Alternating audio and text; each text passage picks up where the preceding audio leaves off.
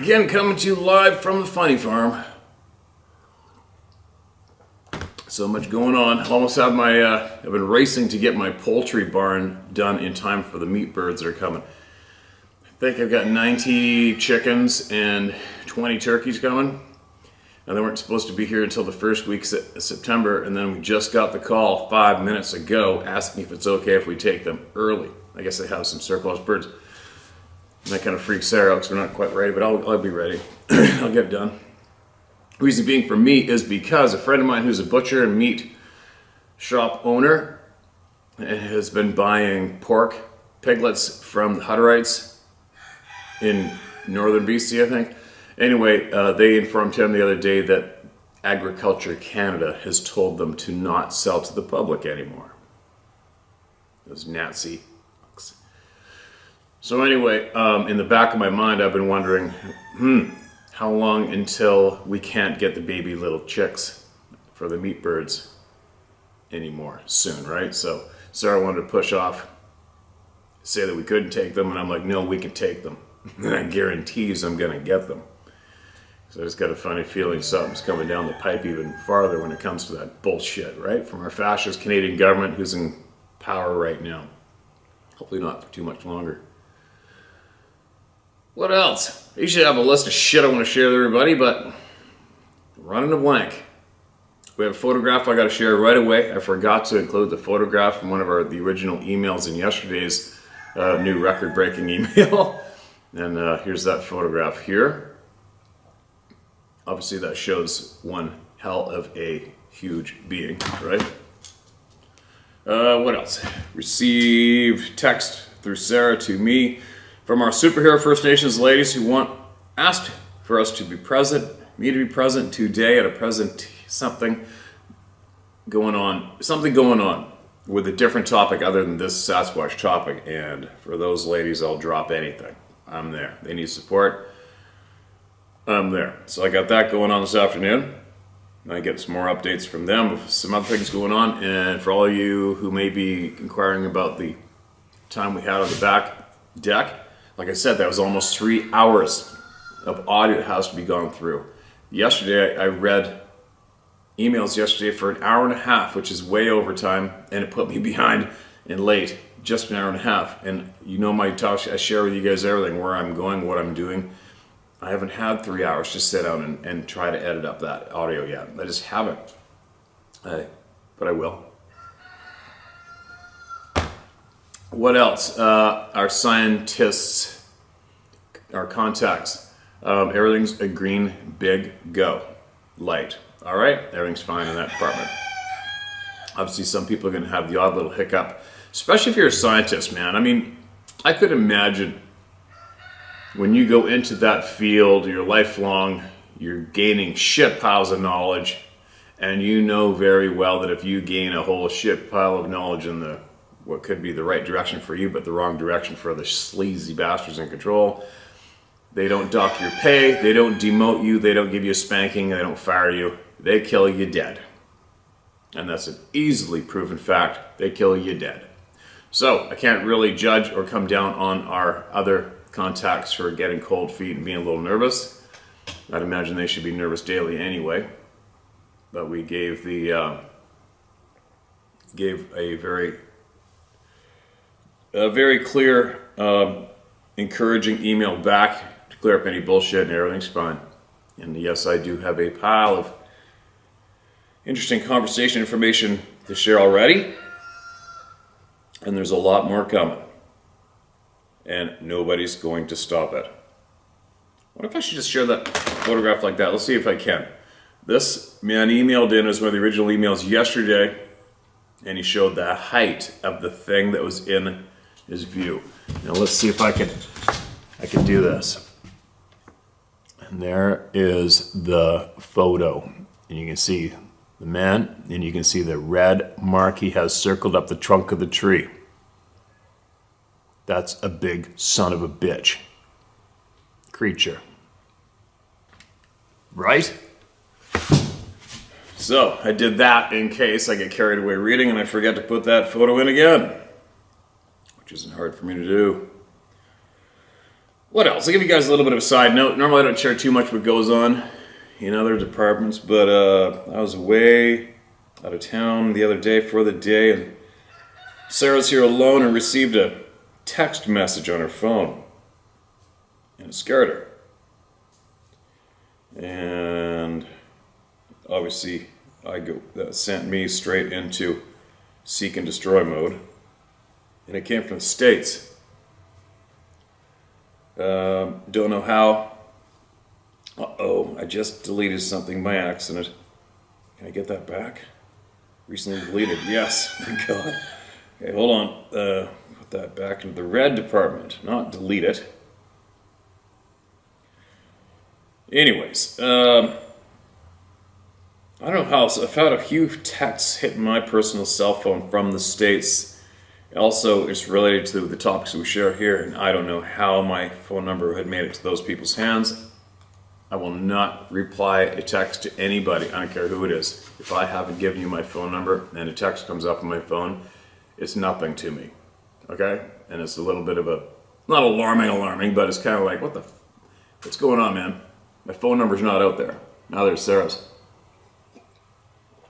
Somehow, apparently they are. So anyways, it took me less than an hour to have that phone number dealt with that texted Sarah here when she was alone. Less than an hour through my contacts. I've got some very powerful friends I've met through my guiding career, lifelong friends in the United States. It took me less than an hour to ensure that the person who texted is now, instead of trying to make somebody look over the shoulder, now they're looking over the shoulder. For real. So that was very handy, and my thanks go out to my friends, and you know who you are.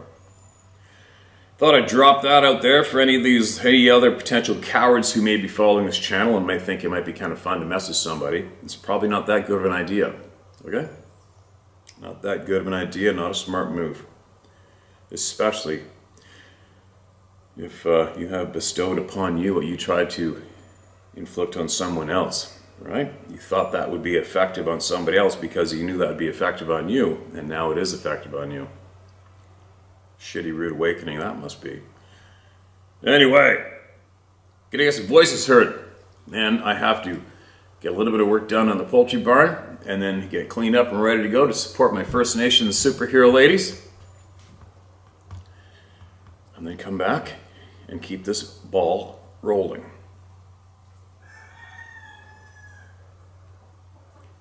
Alright, what do we got? This is a real short one. Don't know what this is about, obviously. Mark it as red. I'm a viewer. This is caught on my Ring doorbell. Hi Steve, huge into your channel. I've never shared anything to you before until now. I have something that was caught on my Ring doorbell and has my hair on end. The Ring doorbell was going off a few times, and this is what I found after looking at the recording. I've watched this over and over hundreds of times, and I can't determine what to believe has been captured on the recording. Wondering if you have any ideas or anyone else would have some understanding. Thanks, Eric. Eric, there's nothing there. Oh, there's a video. There's a video attached to this. Now I gotta crack open the email, find the video, download it, save it on Dropbox, or whatever. All right, let's hope I remember to hit this by the time I get in. That's the shitty thing about saving stuff in my notes on the phone. My phone will not play anything back. I don't know why. Some tech geek will, but I don't know why. So I can't open that right now, and I can't look at it right now while I'm reading people's voices. All right, here is a freaking book again. All right. You guys have seen me come across book-size emails in the past, and it's usually towards the end of a little session of hearing voices, and then I pass them. So it's good timing. I've caught this right in the open. A little more gulp of go juice. Here we go. This is titled, I went hunting the creature that terrorized my family, June 17th, 2022. Now. Hey Steve, my name is Gonzalo Chavez. Feel free to use it if necessary. I fear no man, animal, or any authority figure of the known world. Good for you, my brother. Share that courage all around you. I'm going to be honest and upfront right now. This is going to be a long documentation of the facts regarding a situation that happened Sunday the 16th of June 2022 that is, and the hunt I went on Monday the 17th of June 2022.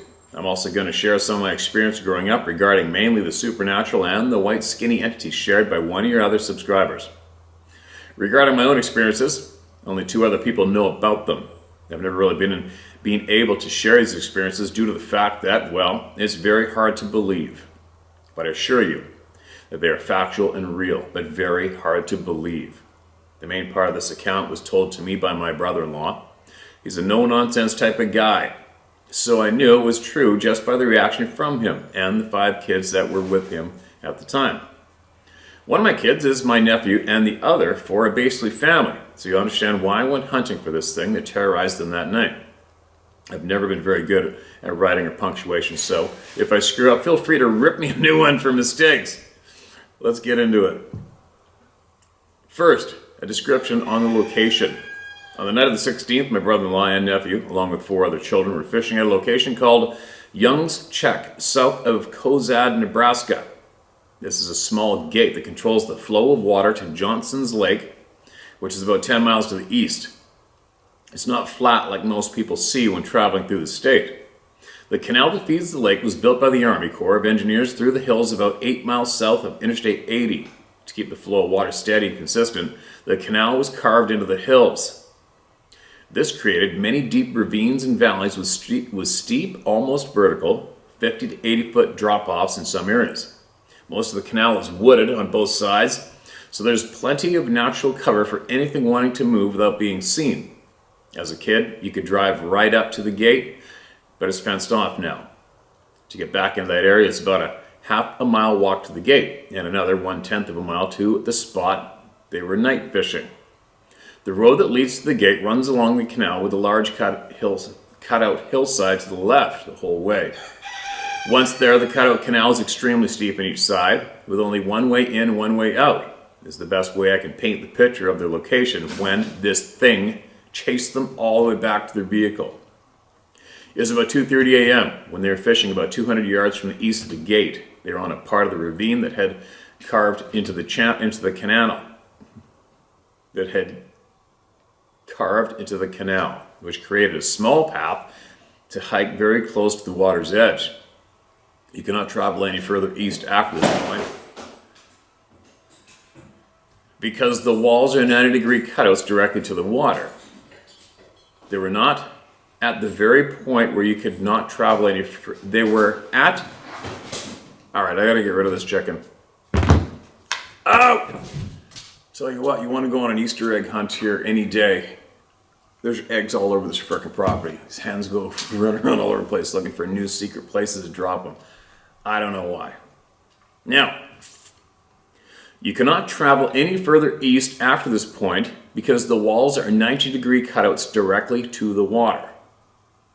They're at the very point where you could not travel any further. About 15 feet from them to the east is about a 5-foot round patch of dirt that had fallen also, but is nearly impossible to get to from east or west. One of the kids thought they heard something making noise in the water near this patch of dirt. So, my brother-in-law shined his light that way, and to their horror, they witnessed an almost disfigured, pale, white creature on all fours drinking out of the canal. It didn't notice them until he shined the light on it. It was so close, it had to know they were there. He said it turned to look at him when he shined the light and said it had pointed ears, no hair, black eyes that didn't return the light like any other animal in the wild would. That's alarming. One of the kids later looked up images of skinwalkers when they returned home and said it looked like the one on all fours with the weird disfigured back. He said the one they saw was about 10 times more muscular than the supposed one online. Anyway, back to the account. He, my brother-in-law, turned to the kids and yelled, "Run now!" He then turned back and seen that this creature started coming towards him, and he just dropped everything and ran. That's right, he left everything. He didn't have time to pack and begin running. Holy shit.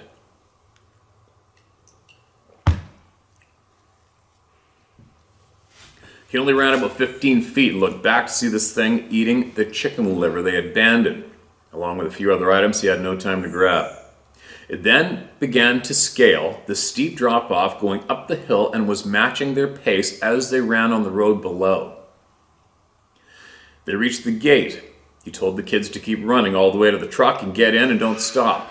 He wanted to make some distance between this thing and the kids, so he stopped, turned to face this thing so the kids would be safe. Just past the gate and to the left is a power pole that is right up against the hill. He said, when he turned around, it came barreling down the hill and stopped next to the pole and stood up on two legs. The next day he showed me where the top of the head was next to the pole, almost as if this thing was trying to show him how big it was. Just the head alone reached about 8 feet. I'm 5'11", and I had to reach on my toes to the metal bracket where he said the thing's head was clearing. It stood there for about 5 seconds, which to my brother-in-law must have felt like an eternity. He was only 10 feet from this thing, looking at it eye to eye. Holy effing shit is what I was thinking when he was telling me. Then it charged him on 2 legs, and he immediately turned and sprinted down the road to the truck. He said this thing was making grunting noises, and its footfall sounded like it would have to have weighed 600 pounds or better. He said it must have turned and scaled the high wall on the south side of the road because, as he was running, it was running on top of this small cliff right above him. It went off to the right a bit out of sight. He and the kids all said that on the small bend before they reached the truck, they heard what sounded like babies crying to the right in the trees. They all piled into the truck, and by this time, 2 of the kids were crying uncontrollably. He started the truck, and when he turned on the lights, this thing was right across the road behind a tree staring at them. They said its faces changed, and it now looked like it had rags on its face, but still just pale white with black, unreflecting eyes. He showed me where it was standing with its head clearing the top of the tree, and I'm not going to lie, it must have gotten larger. They said they could only see its head and shoulders from behind the tree, and in that location, I couldn't even reach the top of the tree. They peeled out of there, and it didn't follow them any longer. When they got home, none of the kids could sleep, and one of them sat in the corner holding a cross and a penny, just crying. He wanted to sleep in the closet, keeping the cross and penny in his hands. As he was telling me about this the next day, all I could think was anger. I was going to hunt this thing that terrorized my family. I can relate. So myself, a very good friend, my brother-in-law, and one of the kids that quite honestly has balls of steel for wanting to go with us, fully armed, up for the night ahead. Not kidding you. 2 12-gauge semi-auto mag-fed shotguns, with 4 10-round mags, loaded with double-aught buck on top and 8 sabot slugs following. 1 1911 with extra 8-round mags, 1 38 revolver with 2 quick reloads, 1 SKS with 2 30-round mags, and a bow and arrow setup. We packed our gear and headed out. My brother-in-law came out around 10 that night after my friend and I, Caden, went exploring. We arrived about an hour before sundown. We scaled the hills past where they were fishing nearly a mile further east. You should have brought some dogs to add to that equipment list, especially if you're going at nighttime. We found an area we could get down to the water and something strange happened. I do not hunt and have never hunted wildlife. I've always been more into target shooting, so I'm not sure if deer act this way. We followed a game trail that steeply snakes down into the ravine. We didn't notice at first the baby deer laying huddled next to a complete 90-degree cutout. We walked right next to this deer and didn't even see it. It was only after we reached the water and looked back, it was already dark, and I noticed the eyes shining in my light. I looked at my buddy and was like, "What the F is that?" We just walked through there. There's absolutely no other wildlife around other than coyotes we heard in the distance. So I literally walked right up on this 2-foot-tall baby deer, told not to worry, and I wasn't there to harm it. I petted it for about 5 seconds, and it got up and ran away. Okay, just so you guys know, that's not that uncommon, okay? Especially around June. You got brand new fawns, and they typically, out of They are naturally programmed to lie down and don't move as a defense mechanism when they're newborns, and you can walk right up to them and pick them up. All right, so that's not that far-fetched of a detail, just so you guys know. My friend and I looked at each other, couldn't believe what just happened. This is where my brother-in-law came out, and we headed back to where they first seen it. He was leading us around, showing us everywhere this creature traveled. Near the light pole, you could clearly see where something massive had come down the steep embankment. There were fresh clumps of dirt everywhere where it came off the 60-degree plus bank. The grass there was clearly disturbed, but couldn't make out any defined prints as the grass is about 2 feet tall there. We went over to where they were fishing. We picked up the tools that had come out of the tackle box, a $10 bill, a pack of smokes, and a couple other items that were strewn all the way to where they were fishing. They lost these things as they were obviously running for their lives. When we got to the fishing spot, we found one track where the chicken liver was and found what we thought was a barefoot, human-looking print, 16 plus inches long with 3 toe imprints. Only one. The packaging and the fishing pole holders were gone. So, when we went to the edge right before the patch of dirt, there is only about 1 foot of space to walk, the 15 feet to get to the patch of dirt where they first seen it. The water there has an immediate 10-foot drop-off because the canal is extremely narrow at this location. Very carefully, myself and my brother-in-law hung on to the crevices in the wall and got to the patch of dirt. The empty package of chicken liver and a fishing pole holder made from steel was bent in half, laying right in the middle of this patch. It was like it wanted us to find it there and see what it did to the pole holder. Also, a very important fact was that the liver package wasn't tore apart like a wild animal would do to get to the prize inside. The package was fully intact, not damaged in any way, just empty. We made our way off the patch, followed the path he said it started chasing them on. Near where he seen it eating the liver, we found weird tracks heading up the steep embankment. They were like 1.5-inch round holes, dug into the dirt about 3 to 4 inches deep. They also entered the dirt at about a 20-degree angle and really didn't disturb the dirt around them. It was weird. All these tracks were spaced about 4 to 5 feet apart, and whatever it was, bipedal or extremely large enough that the 60-degree embankment was no match for it. It just didn't make any logical sense on how these tracks were made. After this, we put out some more liver we brought with us. We put it next to the pole I mentioned earlier and found a good spot by the gate that provided a good bottleneck to make the most of the firepower we had. Also, it would have to travel 20 feet on the road to get to us, so we would have been able to unleash hell on it had it come back. We had a clear vantage point to the liver by the pole and waited there in the dark for about an hour. Nothing happened, but Caden said he felt something watching us the entire time. I did not feel this, but then again, I have absolutely no fear of anything, so maybe I didn't pick up on it. This creature obviously was very intelligent to do what it did, so if it was just a wild animal in the area looking for a meal, it would have come back tracking the smell of the nasty, stinky liver. While we were sitting there, I asked Caden if at any point he thought it was trying to attack them, and he said no. The feeling he said he had was that it was trying to intimidate and scare them. All the kids ranged in ages 10 to 13, so they understood the gravity of the situation the night prior. This is where the story ends, except for one last piece of information that is puzzling and disturbing at the same time. When we arrived, the gate at the road that blocks entry was open. My brother-in-law said it was closed the night prior. There's absolutely no tracks on the gravel road, human, vehicle, or any tracks of any kind indicating that someone or something opened the gate. When we left and came around the bend, the gate was closed. We all stopped for a second, about 50 feet from the gate, began looking for any kind of track, anything. We slowly shined our lights looking on the ground all the way to the gate, and from there all the way to our vehicles, and there were no tracks other than our own from when we went in. This makes no logical sense to me. It was open when we went in and closed when we came out. What the F? I went back, proofread what I have written, and wow, it's long. I'll try to be brief for the next couple of items. This is nothing, man. This is easy. Because of the things I've seen when in a state of what science will tell you is sleep paralysis, That is a completely obvious cover title to what it really is. I know what they described as real. We found the evidence of the path it took, some of the tracks it made, and the ground disturbances it created.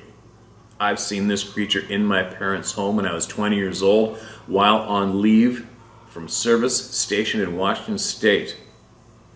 It was obviously in a smaller form and on a different plane of existence at that time, but it was identical to what they described. It was also there to intimidate and scare me. I didn't have the feeling that it was trying to harm me, just like Caden said he felt like he was trying to harm them that night. Long ago, I was able to control what they call sleep paralysis and enter it at will anytime I wanted to. Holy shit. You'd not believe the things I've seen in that realm. It does manifest in this realm from that realm. That's a fact, and I have a witness that can verify that. I taught him how to enter sleep paralysis, and that very night we had a weird encounter out in the woods of Montana where we were working. On the drive to the job site, he tried what I showed him to do to enter that state while he took a nap. When he woke up, he told me that he never wanted to ever do that again. Later that night, he had to take the water truck down to the mountain to get more water for our drilling rig. And on the way back in, he said he thought what he saw in sleep paralysis was following him. At that very moment, every single light on the truck went out, complete darkness.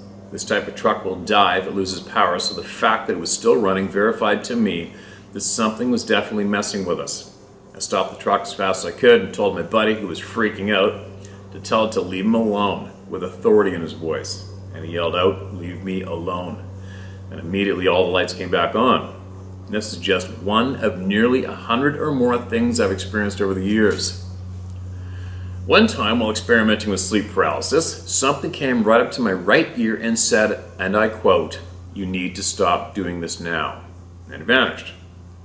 I think back to one of the accounts you read a while back when one of your subscribers were talking about how we are pure energy and that these creatures are energy, but not pure energy. And he's right.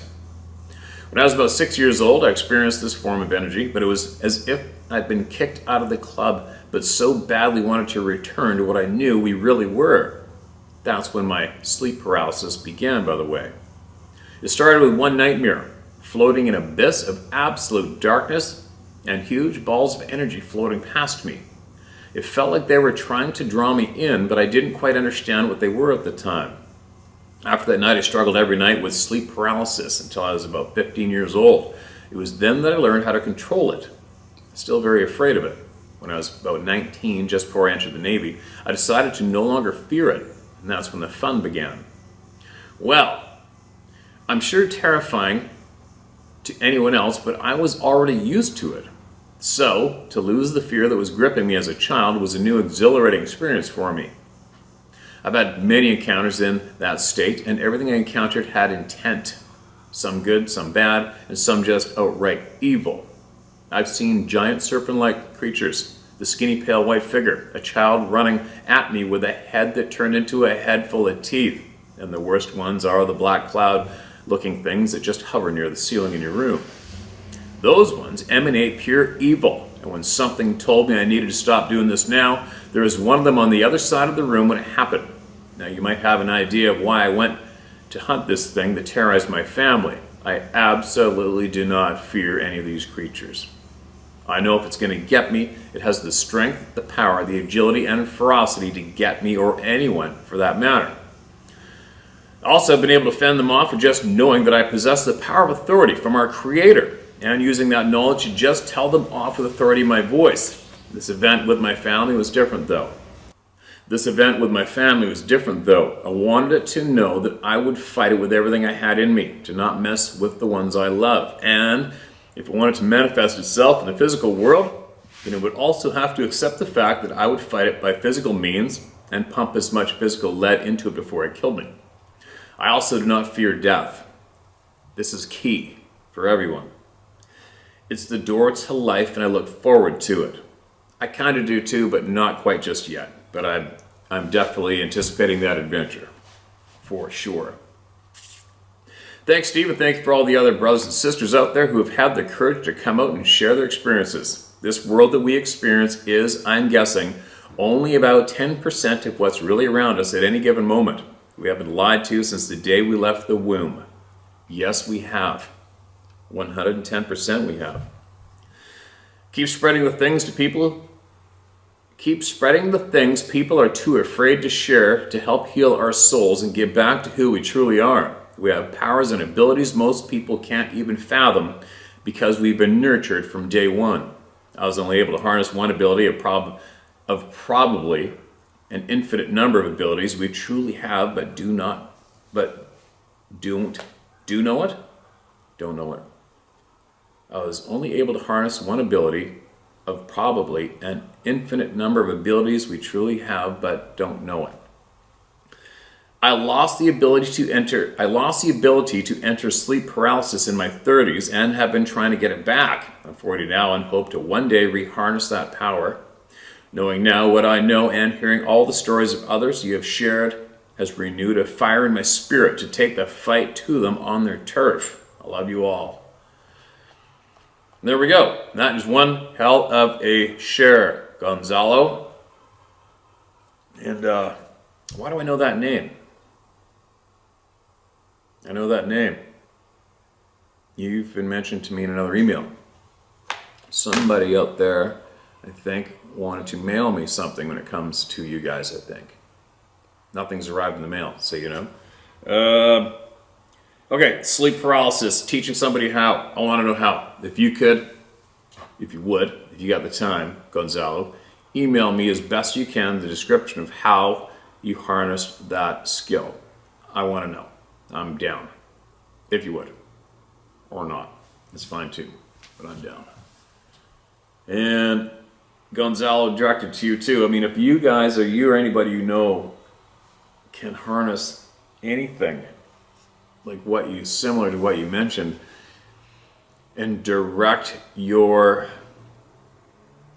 attack, so to speak, on some of these beings you described, is there any way that those skills can be directed at the living beings who are having an absolute negative impact on the human race today?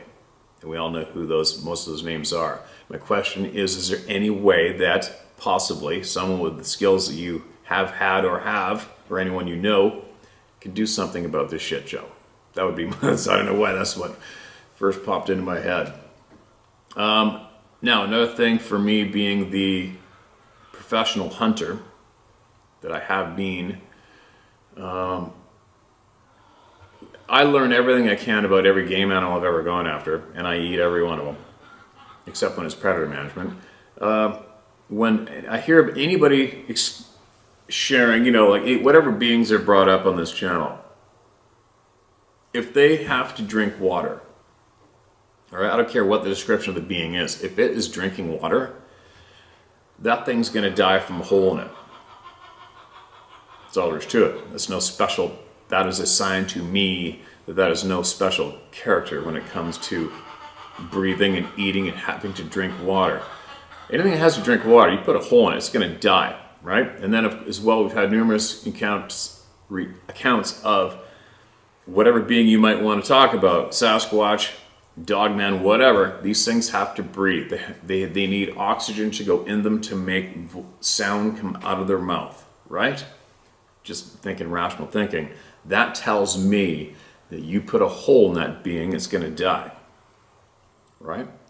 So that's what can also make my mind hit a little bit of a confusing wall when it comes to the abilities of some of these beings. It's like, okay, wait a minute. So you guys got to breathe oxygen and you got to drink water? Yeah, you can vanish. That's confusing for me, because if you can breathe, if you need oxygen, I could kill your ass if I had to. If the body that you're in needs to drink water to operate, I can definitely kill your ass if I had to, if that situation arose. Right? Not saying I'm seeking anything out to kill it. I'm just using my common sense thinking. Right? There's a few items going on with a lot of these beings being reported that is confusing to me. Confusing. They are somewhat similar to us with their weaknesses, and that includes breathing oxygen, needing water, needing to eat. So that tells me they're very, very similar to us, and we can kill each other like nothing, right? Physically. We can kill our physical bodies easily. I don't know about our soul, but... All right, let me not... My brain seems to slip out my mouth as thoughts come to it. I got to get back to listening to people. We got to get back to hearing the people. All right, what's this one?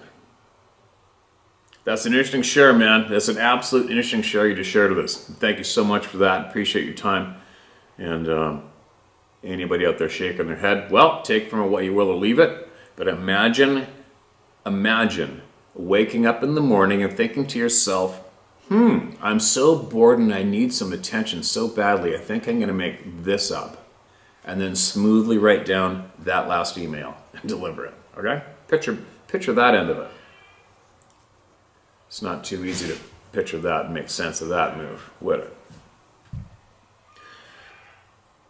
Nictitating membrane in Sasquatch family and the old log scaling station.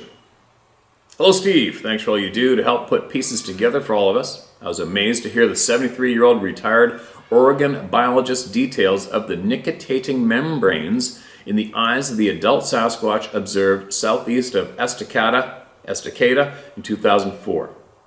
I've not ever published an account shared by a Revilla Island, Alaska woman dated several decades ago, but will give you the basic details. The woman was returning by car one night on the Harriet Hunt Lake Highway, which passes by Ward Lake. She had to stop and pull over beside a berm covered in alder saplings some 12 feet tall that would conceal her at the top of the berm to attend to her business. The time was around midnight, and she said that it was quiet and there was some ambient light in the sky from nearby Ward Cove. As she finished her business and was preparing to stand and step down off the berm, she was amazed to see a Sasquatch crouched just 10 to 15 feet away, also in the alders, in the top of the berm, intently staring at her. They just stared at each other. She said, for about a minute, not more. Okay, picture that one. Time a minute now. 1 minute in those moments is like a lifetime. 1 minute for me and a face-to-face big game animal close up encounter, 1 minute is hours. All right? Picture that one. She couldn't see his face clearly. She said it didn't seem aggressive, just curious, and she added there was something very strange about its eyes. She said she noticed a membrane that came from the edge of the eyelids but was not an eyelid, sort of like what some animals have that covered what in humans is the white of the eye, but it was pinkish. She turned away, quickly stepped down through the alders to her car, but it did not move from where it had been crouching. She said she had not reported her encounter to anyone because not only were the circumstances embarrassing, but who would believe it? I would. I have her entire story along with hundreds of others which I've been working through to put together for my personal study on Sasquatches in Alaska, but never had I heard of this detail. That is until you read the Oregon biologist's email. His guess that the membrane could be a function of protection from daylight during daytime, but I wonder if the pink or red might also have a benefit for nocturnal vision, where the red filters can enhance night vision without exhausting the retina's rods required for night vision. Perhaps there is a function that would allow the eye to be more sensitive to infrared and to be able to pick out heat signature over great distances. I really don't know, but it has me wondering. Although there is much in the electromagnetic spectrum about Sasquatches that is suggested by not just eye contact, but also by the native admonition not to look them directly in the eyes. You may use my name. Thanks again for all you do, and thanks to all the tens of thousands of those sharing in this club of no return. Together we can put our pieces into this puzzle that we all find ourselves part of. J. Robert Alley. Thank you, man. Appreciate you. I think you sent me a book. And please keep sharing with us. All right, man? Keep sharing. Keep sharing. Appreciate you. That's interesting, isn't it? It's very, very interesting. Yeah, very interesting. Holy cow, here is a book. Another book. What am I going to do with this? How late are we? I really cannot sit here for more time than I allow. I am just getting the... All right, I'm going to save that book for another time. It's too long for right now. I got too much going on, you guys. I have to get ready for these meat, chickens, and turkeys. And I have to go and support my First Nations superhero woman today. And then tomorrow I can hopefully get into a book. All right, what's this one? How long is this? This is manageable. This is titled Crazy Day.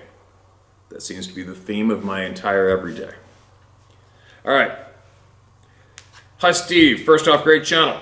So my story or experience starts off a day's ride on horseback from a place not too many people have heard of, being Goldbridge, BC. Here we go. My old backyard. There's a handful of us that have had experiences all around there. Population about 75 people, and that's counting their dogs, LOL. It's small and way the hell out in God's country. I was guiding up there. I won't say for who, but you probably know. Yep, I know. And we had 6 women. All the doctor, lawyer type ladies. Day and a half from Goldbridge, springtime, a little bit of snow here and there. And we were on the beaten trail with me in the front lead horse. I could hear something to my right in the alpine trees. My horse sensed it. Her name was Leah. She was watching to the right and the left down the hill. Something was out there, and very so often Leah would just stop, perk her ears, a little nudge, and she would carry on. The trail we were on was beaten, and Sandy and I noticed a fresh, very fresh black bear tracks. The tracks stayed on the path for a few minutes. Then beside the bear tracks, a human bare foot. It appeared to be following the bear. The footprints, not really big, I would say size 11 or 12, kind of wide, strange shape in a way, but I thought to myself, what the hell? Oh man, one day I'm going to be in a land of no helicopters. One day. Somewhere. There's got to be somewhere left on this planet where these pricks aren't flying around all over the place. Has to be.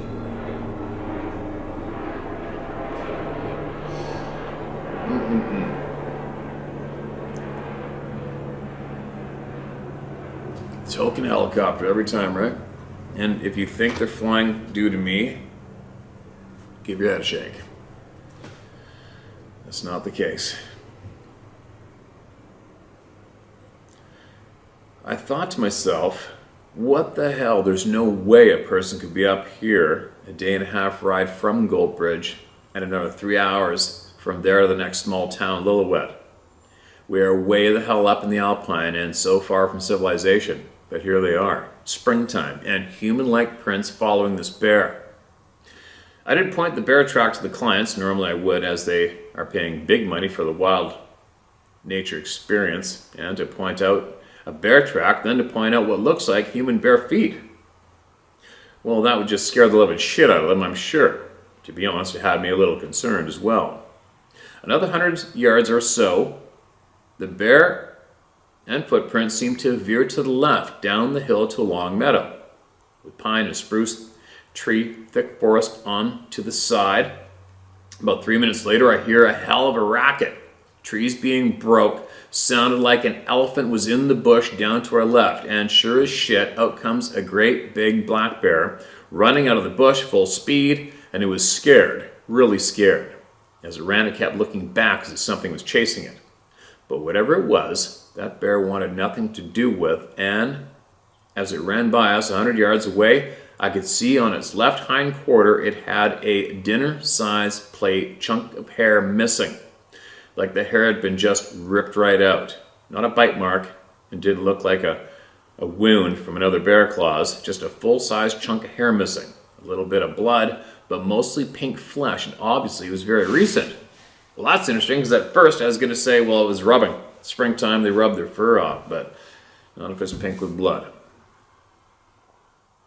Now, I've been hunting and guiding for bear a lot. I kind of know them pretty good. When I was 11, I'd received my first gun, an old Kentucky caplock, and I was chased up a tree along with my cuz and saw a sow with a cub put the run on us in a cow field.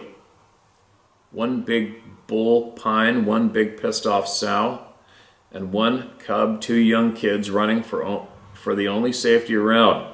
Cuz dropped his .22, he had no sling. Oh, I gotta rub my eye. Something is in my eye. Sorry, guys. Damn.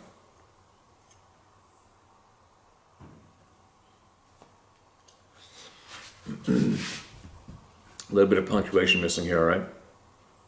Dropped his .22, he had no sling. Up he goes. I'm right on his ass, but I had a sling.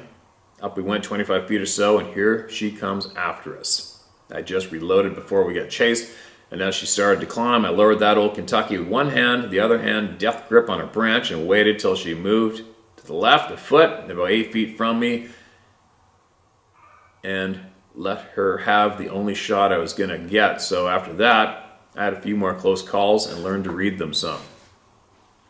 So about that big boar running for its life, I'm suspecting that there was 3 Sasquatches. You're one on the trail right behind him. You're one, probably meant one on the trail right behind him, 2 others flanking both sides, and an ambush awaits Yogi. Got lucky, I think, and I won't soon forget that day. An ambush awaits Yogi. Got lucky, I think, and won't soon forget that day, and neither will I. Or the 3 other guides had never seen anything like it, and those rich women clients, they thought it was spectacular. The night the bear came up to night, the number 2, then night, the bear came up in late evening. Chat, and I let on what I thought you could of hers porcupine fart, about 3 to 4 minutes of silence as they all took in the reality of the situation. The day before, even the 2 other guys looked a little pale. Thanks to you for reading my experience. Only told one other about this, and feel free to use my name, Robert Falconer. By the way, I'm a big fan. Keep the stories coming. Okay, Robert, got a little scratchy at the end there, but we got it. And that country you're in, I don't know if you're familiar with me and what I've been doing, but I don't know how many wolves I trapped around Goldbridge. Probably 40 or 50 of them around there. So and I've hunted around there a bit, not too much. There's too many people who hunt deer around there, so I don't really go where people go during hunting season. But I spend a lot of time in the mountains around there in the wintertime. And we also have some people here who have seen these beings around there lots. The sightings, Goldbridge is just up over the hill from where I lived previously for the last 15 years, you guys. And the stand, remember the stand of the swamp? That was just up and over the hill. It's the next valley over, basically. It's a little bit of a jaunt, 45 minutes, but that's where the stand is. You leave the stand, drive over the head of land, boom, you end up in Goldbridge.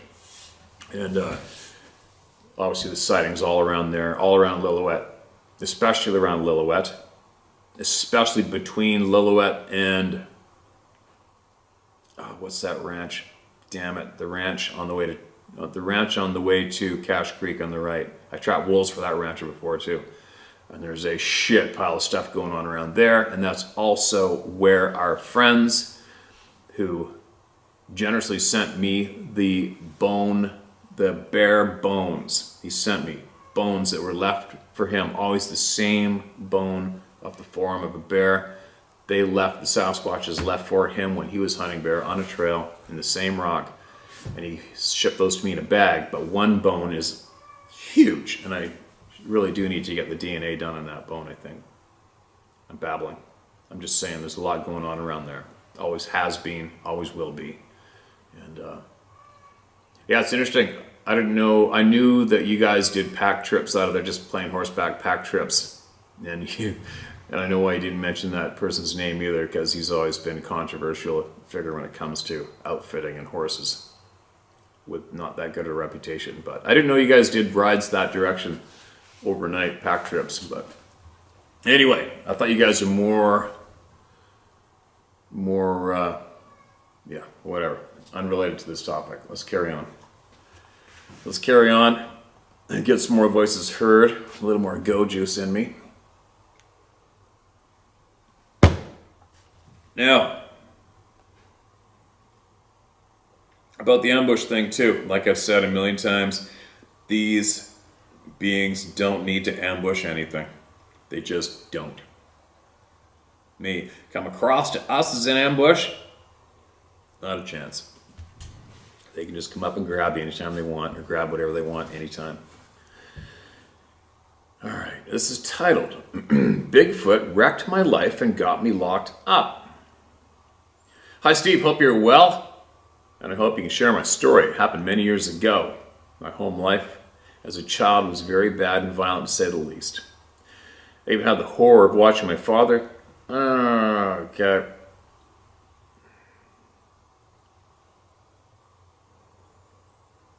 Alright, I'll read it. I even had the horror of watching my father kill an unborn baby in my mother's belly by kicking her. Enough that at the age of 17, enough of that.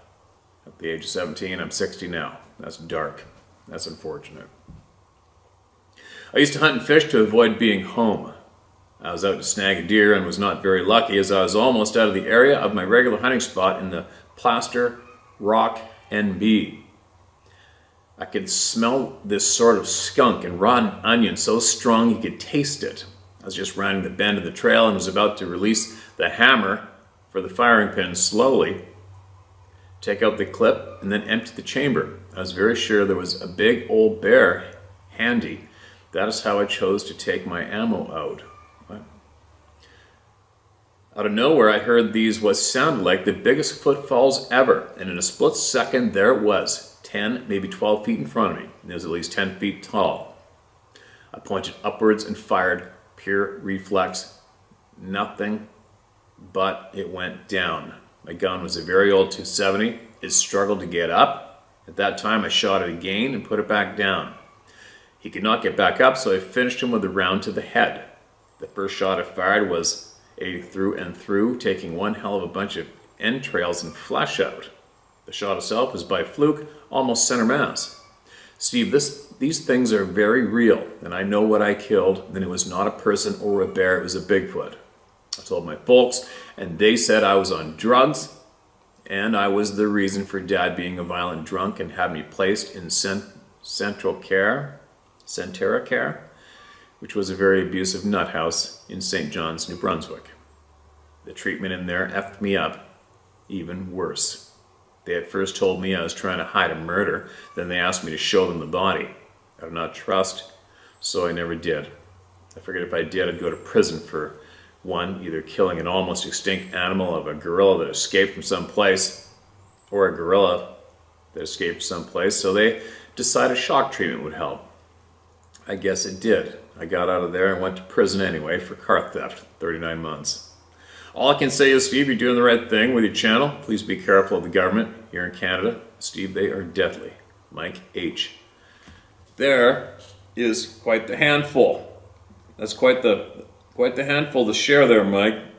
The dark part of that story is very unfortunate. Very, very unfortunate. And to come here and share with the world that you shot and killed one of these beings, you know how the reaction is going to go down in the comment section below, right? The crowd's going to go nuts on your ass. A lot of people are going to say no effing way. A lot of people are going to be saying show us, share us more, share more, give us a description, whatever, right? So there you go, you guys. Take from what you will or leave it, and you are hearing exactly what I'm reading for the first time ever as we go. All right, I'm going to go one more. It's titled Sasquatch Breaking a Tree. Hey Steve, I have what I believe to be 3 encounters to share. I live in the western Middle Tennessee area near the Tennessee River. Just call me AJ. What I believe to be my first encounter happened to me around age 10. I'm 54 now, so this is around 1978. And I was walking out in the woods near a creek that ran behind our house. The further I got away from our house, I began feeling as though I was going to be sick to my stomach. All of a sudden, I was overcome with fear that I could not explain, and then I heard this. 2 short whoops, followed by a 2-toned, 2-syllable whistle, followed by another. I stopped in my tracks. I yelled out, "Hello?" No response. After a few seconds, the whoops and whistles happened again, then again. I started heading back toward my house, and I could hear sounds of what reminded me of an aluminum baseball bat striking something over and over. This continued until I reached the edge of our property. Being 10 at the time, I thought nothing of it, other than my imagination getting the best of me. My second encounter happened to me when I was around the age of 15. At this age, I was always riding my ATV on nearby logging roads and trails. I would do this almost on a daily basis. If I wasn't riding them, I was walking them. At this age, when I was walking them, I was also armed with either my Marlin 30-30, my Browning 410, or my Remington 22. On this day, I did not recall which gun I had. The reason I walked with the gun was in case I came across a snake, or if I was able to practice shooting at random targets. I was deep within the woods on a logging road about 2 miles from my house. This opened up into a cleared field that I used for hunting in deer season. As I entered the clearing, I was scanning the area. What caught my attention was a rather tall tree across the field. The top of the tree had quite a bit of movement going back and forth and shaking. I thought at first there were squirrels chasing each other, jumping from limb to limb. I made my way towards the tree. My attention was still focused on trying to see what was up in it. I got about 50 yards from the tree and still couldn't see what was in it, nor the base of the tree. As I approached the tree, I got to where the base of the tree was becoming exposed. I got about 30 feet from the tree when I saw what was making the movement at the top of the tree. I saw a very large, hairy arm and shoulder appear to the left of the tree and was grasping the tree from behind. I saw the black left portion of this being moving side to side with the tree in its grasp. I was in disbelief as to what I was seeing, and I yelled, "Hey!" thinking someone or something might respond. I got no response, and with a gun in my hand, for whatever reason, the thought to use it never occurred to me. I never saw the front or the head of this being. I don't recall seeing any other portion of this thing other than the left arm, shoulder, and hand. The hair was reddish-brown in color. A couple of things that stood out was that there was a group of longer hairs that appeared bundled together, hanging down from the elbow. This reminded me of a turkey's beard. The skin was not visible on the shoulder or arm, but appeared sort of gray on the hand. That's consistent, isn't it? Grayish colored skin. That is a description probably 99.9% of the time. The hand had hair, but the skin was visible. The thumb appeared to be injured or deformed. It was a very bright reddish purple and appeared swollen from the other digits. That's all I remember from that encounter. I never felt dread. I never smelled any unpleasant odor. I did smell a very, very dominant wood scent as if at a lumber mill. My memory from that encounter ends there. I'm not really sure what to make of anything else of it other than when I returned home the rest of the day, I did not think anything about it. The next day I started tracing my thoughts the previous day and realized that I could not account for a few hours. I am not sure if my mind was in a fog. I decided to ride my ATV back to the location of the tree, and that tree was broken over exactly where this thing's shoulder was. Well, so much for them being protectors of the forest, right? I always get a kick out of that when people say, they're the protectors of the forest. Well, why do they keep breaking trees in half? Well, contradicting, isn't it? I did not see it break the tree, but it was broken when I returned to it. It was still there, just broken. At the time, I did not try to judge the height of where the break occurred. I just know that the portion of the thing I saw was much larger than any human. The size of the break in the tree was comparable to the size of a bowling ball. It is still so strange how I felt in a fog even the days following it and trying to process what happened and how it unfolded. My third encounter happened when I was 18. I'd been at a gathering of friends out at the river. It was getting late, so I decided to leave. I was about 3 miles from the cabin on the river when I lost control of my car and spun it around and off in a ditch on the side of the gravel road. I could not get it out of the ditch. There were still a few people that hadn't left the party yet, so I thought I would walk back to the cabin, hitch a ride back toward town or to my house. It was a very bright, starlit night. As I started walking, I heard something keeping step with me to my right. All of a sudden, I had this sickening feeling and dread came over me. I yelled out, "Who's there?" I got no reply. It was at the time the most fearful moment of my life. I began to run. Now this thing was not only keeping step with me, but as when I had my first encounter, there were 2 short whoops and 1 two-toned, 2-syllable whistles. This went on for at least a half of a mile and then it just suddenly stopped. Where I heard the movement and the sound seemed to be within 20 or 30 yards of me, but it's hard to say for sure. I never saw or smelled anything, but I know what I heard and I know what I felt. Well, that's my story. It happened so long ago, but as I stumbled upon your channel, I felt I should share my experience. Appreciate what you're doing, and I hope that it will lead to people being a little more open-minded as to what is really occurring out there and how we as a people, the human race, is being controlled to believe what our governments want us to believe. Regards, AJ. So true, and another person enters the club with no return and has the same thoughts many of us do. Once you're slapped in the face with this fact, then you question everything, and then you start seeing the absolute facts. It just leads to truth, left, right, and center. Hard truth to swallow for most of us. But the truth is that we have been misled and absolutely suppressed, miseducated, all in the wrong direction. And it kind of sucks ass, right? But like you say, you just shared your email hoping it's going to help somebody. You did, without a doubt. Every single email that comes in helps. Who knows how many people are sitting on the fence overlooking the round table of knowledge, right? The club of no return. I wonder how many members of the club are sitting on the fence right now. There's got to be who knows how many, right? I mean, over was it close to 5 million views just on this channel alone?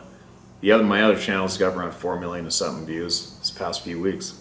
Just in a few weeks, right? So there's a small handful of people out there interested in the truth, watching this channel, and who knows how many people are sitting on the fence, struggling with either whether they will or not, or how they're going to share their story. And many people out there think that it's too much, and nobody's going to believe you. Well, get over it.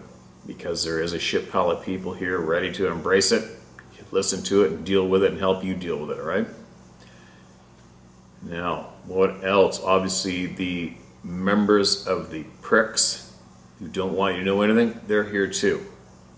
110%, you little slimy weasels are here too. Slimy little weasels. Yes, that's what you are.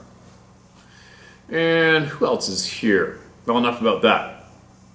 I gotta go. I'm babbling. I'm in a bit of a fight mode today. I feel protective of my First Nations superhero ladies.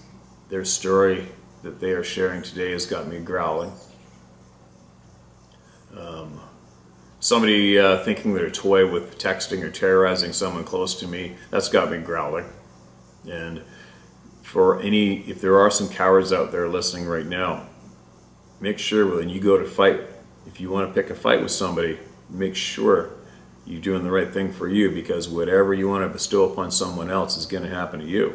Probably worse, right? Don't be a coward. Don't be a coward. Don't tolerate cowards and expose them. All right, you guys? It's a very, very, very strong group here. It's a very, very, very strong, large, vast group here. Anyway. Coffee's really kicking in today, isn't it? I've got to get my ass in gear. Big time. I feel panicky this whole month. I typically feel panicky because it's just come up to a head where I have got to go back to the mountains. I haven't even started dragging out all my gear yet, and I have to. I promised I would make some videos of the gear I'm going to bring for the other channel, the How to Hunt channel. Share with everybody what I do, how I sleep, what I bring with me. Quick more note on that topic, just to get, I get a lot of people emailing me about my guns and what I pack. And I'm not a gun guy, you guys. I'm not a gun guy. I know how to use them. I know how to use them. I'm not into reloading, because I just don't shoot enough to do that. My main go-to rifle, which I hunt with up north when I use a rifle, is a 300 short mag. That's what I use. My gun's done everything from grizzly bears to deer, you name it. I also have another rifle that I used to carry as a side weapon guiding, a 300 Ultra Mag, which is basically a small missile launcher. And I don't bring that gun because it's just too heavy. It's a very, very heavy rifle. What else do I have? I got all sorts of toys. But you never show your cards publicly, right? Be safe out there. Make sure you guys email me, all right? Get it off your chest. All you, who knows, I don't know, out of millions of people, how many tens, is there tens of thousands? Is there hundreds of thousands of people sitting on the fence watching this channel? I don't know. It's becoming more probable. And I don't know what you're waiting for. Just do it. Just share what you got.